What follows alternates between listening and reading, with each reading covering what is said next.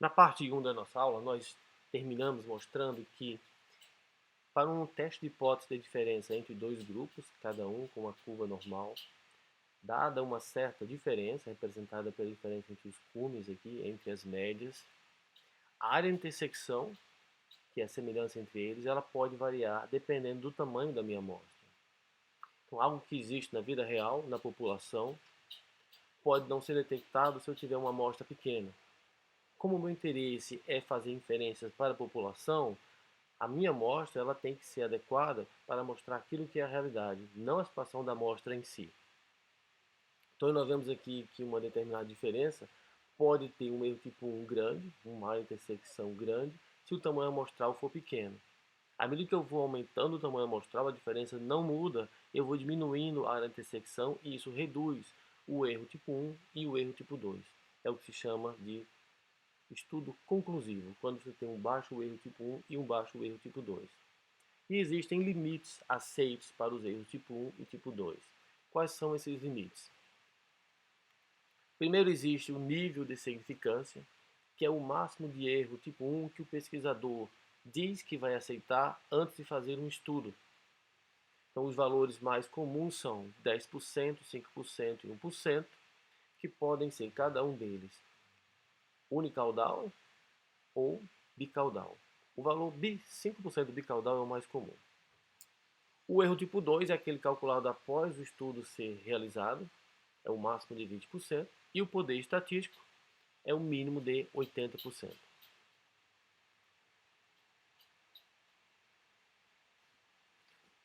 Então vamos ver uma situação em que nós tenhamos um determinado estudo.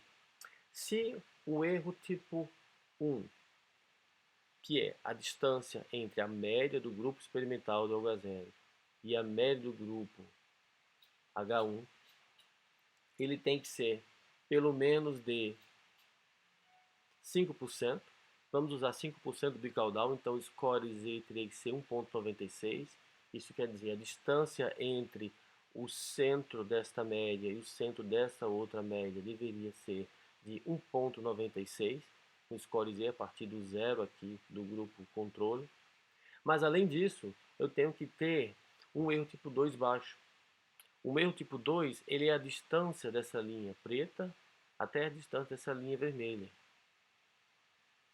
A linha vermelha é o limite do erro tipo 1, é o score Z 1,96. Se a linha preta estiver coincidindo com a linha vermelha, eu vou ter um erro tipo 2 de 50%. Então, para eu ter uma satisfação, para satisfazer os critérios de 5% do erro tipo 1 bicaudal e máximo de 20% do erro tipo 2, eu preciso ter um score Z final de 1,96 mais 0,84. Então, todos os resultados com o score Z da significância menor do que 2,8 são resultados inconclusivos.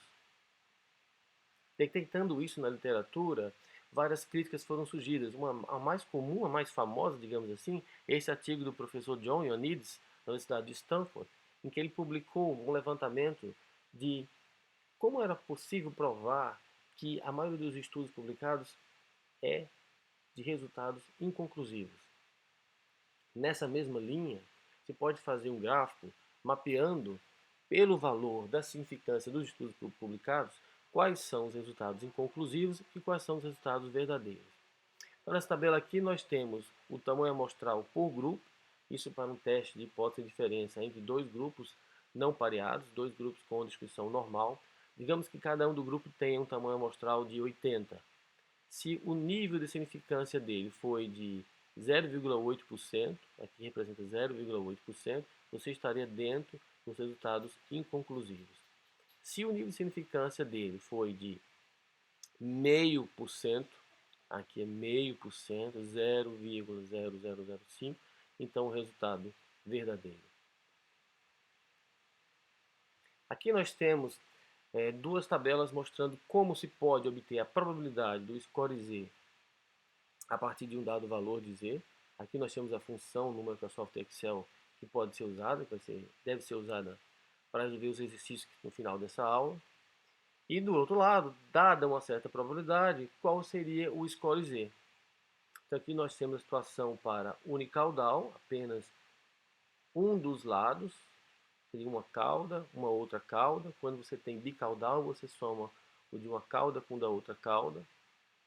Quando tem unicaudal, é apenas uma das caudas. Agora aplicando o score Z para responder a uma pergunta. Qual a probabilidade da média do grupo H1 localizada no ponto da cauda do grupo H2 que dá um score Z de 2,7? Qual a probabilidade dessa média pertencer ao grupo H0? A resposta, você calcula 1 menos a função que dá a probabilidade de 2,7, isso vai dar 0,35.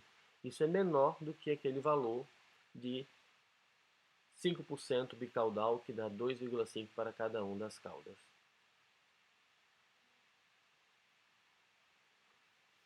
Agora vamos fazer uma localização do nível de significância. Um pesquisador vai fazer um estudo e vai determinar o nível de significância. Digamos que ele determinou o nível de significância 5% unicaudal. Onde estaria a posição do score Z1 menos alfa para o nível de significância? Nesse exemplo aqui nós temos o grupo controle, que tem um desvio padrão de 15, um tamanho amostral de 17, e a sua média vale 100.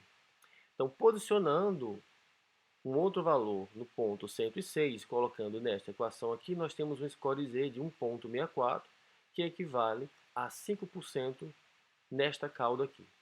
Se eu fosse aplicar isso bicaudal, daria 10% bicaudal. Agora fazendo um teste de hipótese de diferença. Os dois grupos já foram obtidos os dados e o pesquisador quer saber agora como fazer o teste de H0. Então ele vai pegar a média dos dois grupos e dividir pelo desvio padrão. Digamos que os dois têm o mesmo desvio padrão, nós temos esse score Z 1 menos alfa, que corresponde a uma probabilidade de 1,62%. Isso está menor do que o 5% bicaudal. Então se diz que foi rejeitado H0. Agora o teste da hipótese alternativa. Então ele tem que pegar a média da hipótese alternativa, subtraí-la do valor do nível de significância e dividir pelo desvio padrão comum. No caso aqui deu um score Z menos 1, isso equivale a um erro tipo 1 de 15,9%, que é menor do que o máximo permitido. Então você aceitou H0. É preciso testar H0 e H1 separadamente. Nós vimos que pela natureza da intersecção desta área aqui, apenas informar o erro tipo 1 não é suficiente para concluir um estudo. Agora vamos pegar a mesma situação anterior, só mudando o nível de significância. Então esta linha vermelha aqui, ela foi um pouquinho mais para a direita, de modo que o que sobrou aqui não é mais 5% unicaudal, é agora 1% unicaudal. Veja que à medida que eu desloco esta linha vermelha para a direita, eu aumento a área vermelha à esquerda dela. Essa área vermelha é o erro tipo 2. E na verdade aqui nós tivemos um erro tipo 2 maior do que 20%. Tem uma situação muito comum na literatura em que foi rejeitado H0, P menor do que 5%, mas o erro tipo 2 foi alto e o poder foi baixo. É um estudo inconclusivo. Aqui nós temos mais alguns dados de medida de tendência de variabilidade que vão ser exercitados nos próximos exercícios. Para um conjunto de dados em que o pesquisador coloca em ordem crescente, se pode calcular os quartis, as quartas partes que estão próximas dos valores menores, próximas dos valores centrais, e as quartas partes mais distantes de valores mais altos. Isso é importante para calcular os percentis, como mostra nesse slide, e também a diferença interquartil, que é uma medida de tendência de variabilidade para dados ordinais. Aqui nós temos mais medidas de variabilidade. E aí, os últimos slides mostram os exercícios que serão passados nessa aula, e haverá também uma videoaula separada para treiná-los.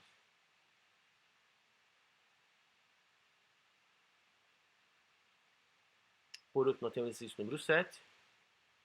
Em seguida, passaremos para a videoaula com os exercícios.